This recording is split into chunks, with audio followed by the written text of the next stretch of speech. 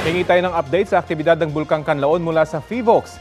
Kausapin natin si Director Teresito Bacolcol. Magandang umaga at welcome po sa Balitang Hali. Yes, magandang umaga dito sa inyo, sir. Opo, kumusta po ngayon ang Bulkang Kanlaon at may posibilidad ba na itaas alert level 3 itong bulkan? So after the explosive eruption kahapon, hindi na po ito nasundan as of now. So sana tuloy-tuloy na po ito. Now, yung question kung we have to base this alert level, actually we are looking at 3 scenarios. So kung the first scenario is if the monitoring parameters are maintained or sustained, pwedeng magkaroon ng phreatic and short-lived eruptions like what happened yesterday.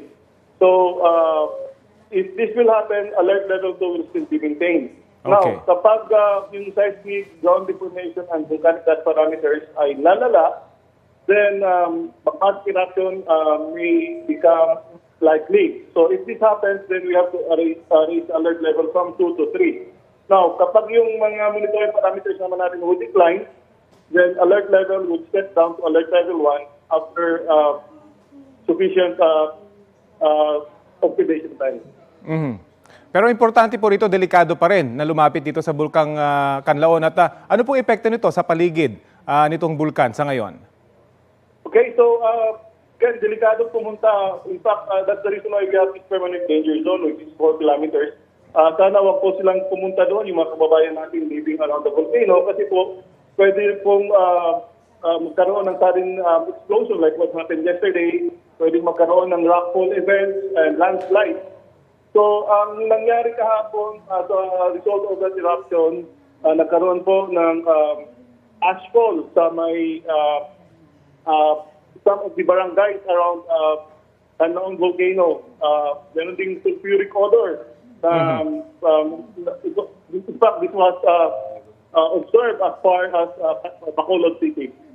Opo. Ano po bang katangayan ng Bulkang Kanlaon kung ikukumpara sa iba pang active volcano gaya ng Mayon at ng Taal?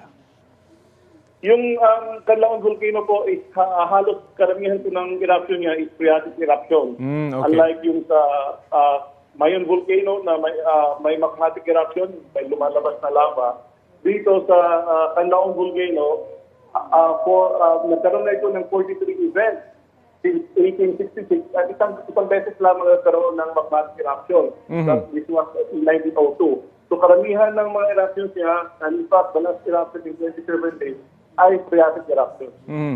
So ibig mong sabihin malalim yung magma deposit nitong bulkang ito? Yes po, yes.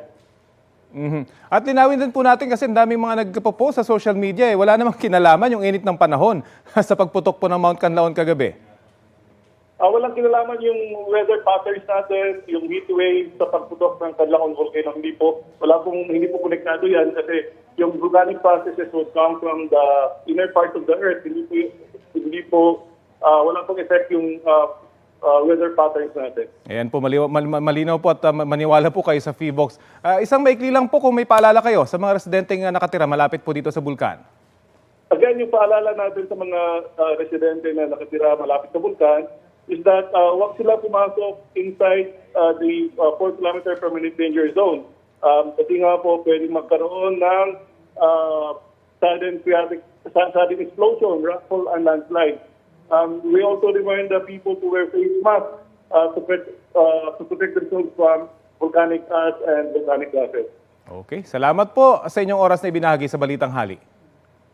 Maraming salamat din po. Si FIVOX Director Teresito Bacolcol. Kapuso, alamin ang maiinit na balita. Bisitahin at mag-subscribe sa GMA Integrated News sa YouTube.